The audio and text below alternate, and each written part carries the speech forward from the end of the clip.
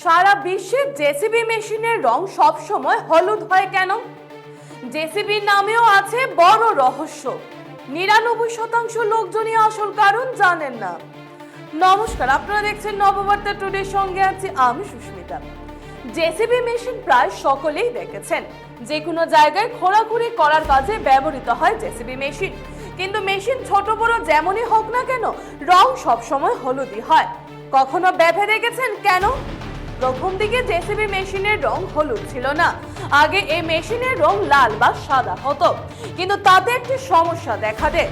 লাল সাদা রঙের কারণে এই মেশিন দূর থেকে সহজে দেখা যেত না, ফলে নির্মাণ ক্ষেত্রে অনেক সমস্যা দেখা দেয়, যার কারণে এই মেশিনের রং পরিবর্তন করার সিদ্ধান্ত নেওয়া হয়েছে। অনেক গবেষণার পর সিদ্ধান্ত নেওয়া হয় সারা পৃথিবীতে এই মেশিনগুলোর রং হলুদ রাখা হয়। অবশ্য শুধু রং নয়, জেসিবি মেশিনের নামেও রয়েছে মজাদার রহস্য। আসলে এই মেশিনের নাম জেসিবি মেশিন নয়, প্রকৃতপক্ষে এই মেশিনটি তৈরিকারী কোম্পানির নাম জেসিবি, যা কোম্পানির মালিক এবং ব্রিটিশ কোটিপতি জোসেফ সিরিল বামফোর্ডের নামে রাখা হয়েছে।